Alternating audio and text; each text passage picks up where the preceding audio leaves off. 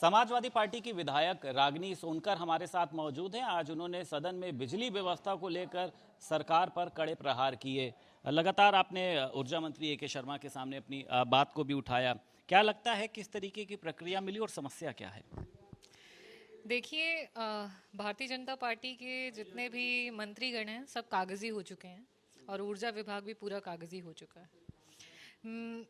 जो मैंने मुद्दा या जो भी सवाल उठाया वो सवाल दरअसल आज जनता का हर एक व्यक्ति जो है उसके मन में है, क्योंकि जिस समय ये चुनाव चल रहा था उस समय समाजवादी पार्टी ने अपने मैनिफेस्टो में ये जारी किया था कि हम 300 यूनिट बिजली मुफ्त देंगे और साथ ही साथ सिंचाई बिजली जो है उसे मुफ्त देंगे। और शायद लोगों को उसमें जो हमारा मैनिफेस्टो था वो पसंद आया और उसकी वजह से मैं और मेरे जैसे बहुत सारे हमारे विधायकगण हैं जो चुन करके सदन में पहुँचे। लेकिन ये जो मुद्दा मैंने उठाया ट्रांसफार्मर्स की जो कैपेसिटी है उसे इंक्रीज़ करने के लिए, ये ग्रामीण अंचल के लोग इससे बहुत ही परेशान हैं। उत्तर प्रदेश की 60% से भी अधिक आबादी है जो कि ग्रामीण अंचल में प्रवास करती है और ऊर्जा विभाग ने ग्रामीण अंचल के जो हमारे गरीब हैं, मजदूर हैं, किसान हैं, महिलाएं हैं, विधवा हैं, वृद्धा हैं, यहाँ तक कि जो दिव्यांगजन हैं उनकी भी कमर तोड़ने का काम कर रही है अपनी नीतियों से।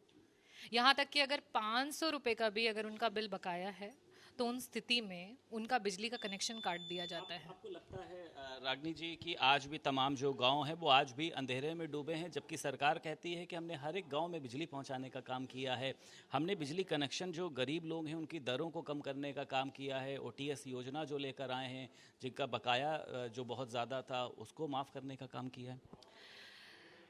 देखिए, ऊर्जा विभाग जिस तरीके से प्राइवेटाइजेशन की तरफ जा रहा है और पीपीपी मॉडल पे काम कर रहा है, पब्लिक प्राइवेट पार्टनरशिप पे काम कर रहा है, ये सिर्फ और सिर्फ कागजी जो इनकी कार्यवाहियां हैं वही हो रही हैं और पूरा का पूरा विभाग भ्रष्टाचार में हर एक दिन 1% और एक्स्ट्रा बढ़ता ही चला जा रहा है। जनता बहुत परेशान है, चाहे वो बिजली कनेक्शंस की बात हो, चाहे बात हो ट्रांसफार्मर्स की क्षमता वृद्धि की बात हो, चाहे बात हो कि जो बिजली के आपके तार हैं, आए दिन उन जर्जर तारों की वजह से घर जल जा रहे हैं, फसलें खराब हो जा रही हैं, लोगों की जानें चली जा रही हैं, लेकिन उसकी भरपाई करने के लिए इस सरकार के पास कुछ भी नहीं है। आपके सवाल के जवाब में ऊर्जा मंत्री ने कहा कि मछली शहर में 1071 ट्रांसफार्मर बदले गए, आप वहीं से विधायक हैं तो वहाँ की बेहतर वास्तविकता मुझे लगता है बता सकती हैं, ऐसा हुआ है या वहाँ पर भी दिक्कतें हैं? देखिए, मेरा सवाल जो था वो बड़ा ही स्पष्ट था। मैंने उनसे ये पूछा कि जो भी क्षतिग्रस्त हो जाते हैं ट्रांसफार्मर्स उनको बदलने की क्या कोई समय सीमा है सरकार के पास? क्योंकि ये सबको पता है कि समय सीमा है, चाहे अगर वो शहरी क्षेत्र है तो 8 घंटे है और अगर कोई आपका ग्रामीण क्षेत्र है उसमें 48 घंटे हैं। तो मेरा ये सवाल पूछने का असली मुद्दा यही था कि ये जनता भी जानती है, हम भी जानते हैं, लेकिन शायद आपका विभाग और आपके अधिकारी इस चीज़ से जागरूक नहीं है या नहीं जानते हैं। शायद यही रीज़न है कि कोई भी ट्रांसफार्मर जो है वो 1-1 महीने, 2-2 महीने, यहाँ तक कि 6-6 महीने तक खराब रह रहा है और उसको ठीक नहीं करवाया जा रहा है। उसका कारण क्या है? अच्छा, इसके अलावा भी आप लोगों में अखिलेश यादव जी ने भी स्वास्थ्य मुद्दों को लेकर बहुत सारे सवाल खड़े किए कि डेंगू के मरीजों का इलाज नहीं हो रहा है। क्या स्वास्थ्य व्यवस्थाएं आपको लगता है चरमराई हुई हैं? मैं खुद एक डॉक्टर हूँ और वास्तविकता यही है। आज जिस तरीके से मुख्यमंत्री जी ने कहा कि वेक्टर बॉर्न डिजीजेस के बारे में वो बता रहे थे, देखिए, डेंगू जैसे बीमारी को अगर हम ट्रीट नहीं कर पा रहे हैं, डेंगू जैसी बीमारी का अगर हमें ये नहीं पता कि जो डिस्ट्रिक्ट हॉस्पिटल्स हैं वो रेफ़र क्यों कर रहे हैं मरीजों को और हमारे पास उसका प्रॉपर रिकॉर्ड नहीं है, तो हम विफल हैं, अपने हेल्थ सिस्टम में हम विफल हैं। बिकॉज ये एक ऐसी वायरल बीमारी है जो हर साल आती है। जब तक आप आर्टिफिशियल वाटर जो आपके रिसोर्सेज हैं, आर्टिफिशियल वाटर कलेक्शन है, उसको जब तक आप ख़त्म नहीं करेंगे तब तक आप इस बीमारी को ख़त्म नहीं कर सकते। डेंगू के स्ट्रैंड्स होते हैं।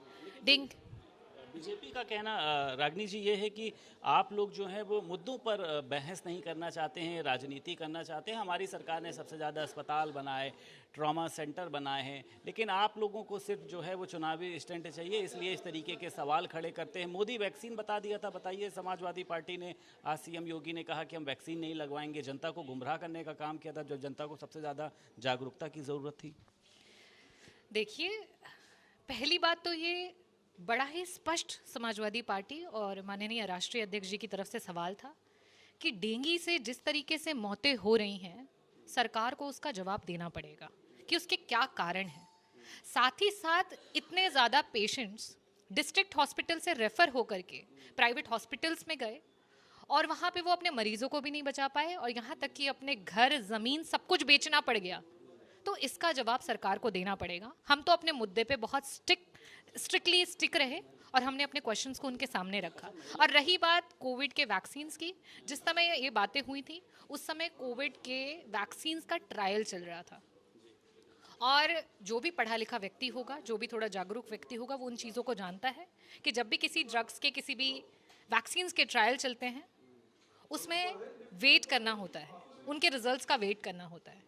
शायद उस समय जो बातें कही गई थी वो ट्रायल्स को लेकर के ही कही गई थी कि द ट्रायल शुड कम, उसके बेसिस पे आपको आगे बढ़ना चाहिए। किसी भी चीज़ में सिर्फ प्रचार प्रसार के लिए जल्दीबाजी करना, जो कि इन सरकार का हर समय यही मुद्दा रह गया, चाहे वो कुछ भी हो, सिर्फ अपने प्रचार प्रसार के लिए कागजी चीज़ों को ख़त्म कर देना, लेकिन वास्तविकता में जब जाकर के देखो तो कुछ भी नहीं रहता है। आप भी एक महिला है, महिला आरक्षण बिल आया, आपको लगता है कि उत्तर प्रदेश में महिलाएं जो हैं वो अब सुरक्षित हैं? कई बार गृह मंत्री हो, रक्षा मंत्री हो, कहते हैं कि अब महिलाएं रात में भी बाहर निकल सकती हैं। सपा सरकार में वो घर से बाहर नहीं निकल पाती थी, लेकिन हमारी सरकार में महिलाएं सुरक्षित हैं।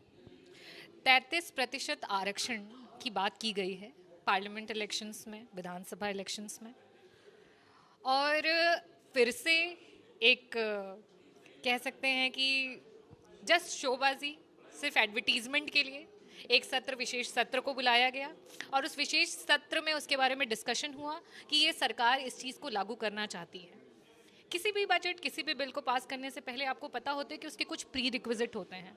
जब आपको उसके प्री रिक्विजिट पता थे तो आपको ये भी पता होना चाहिए कि जनगणना उसकी एक बहुत ही प्रीमियम आवश्यकता है कि महिलाएं हैं कितनी, और साथ ही साथ जातीय जनगणना भी बहुत ज़रूरी है। लेकिन जो असली मुद्दा है उससे बार बार भटका करके सिर्फ अपना एडवर्टीजमेंट, सिर्फ अपना प्रचार प्रसार करने में ये सरकार लगी हुई है। अनुपूरक बजट पेश हुआ, विधायक के तौर पे आप किस तरीके से देखती हैं? संतुष्ट है? इससे जनता के विकास के, रोजगार के रास्ते खुलेंगे या फिर ये सिर्फ एक चुनावी बजट बनकर रह जाएगा? देखिए, ये जो अनुपूरक बजट्स हैं और जिस तरीके से विपक्ष जनता के मुद्दों को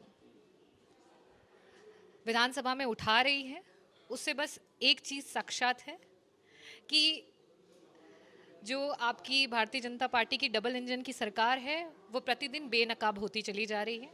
जनता के बीच एक स्पष्ट पिक्चर जा रहा है कि किस तरीके से उन्हें लालच दे करके, किस तरीके से उन्हें बेवकूफ़ बना करके उनके अधिकारों का हनन किया गया है। बहुत शुक्रिया बात करने के लिए। हमारे साथ समाजवादी पार्टी की विधायक रागिनी सोंकर मौजूद थी और उन्होंने जमकर भारतीय जनता पार्टी पर हमला बोला। लखनऊ से वीडियो जर्नलिस्ट एस के वर्मा के साथ संदीप खेर, भारत समाचार।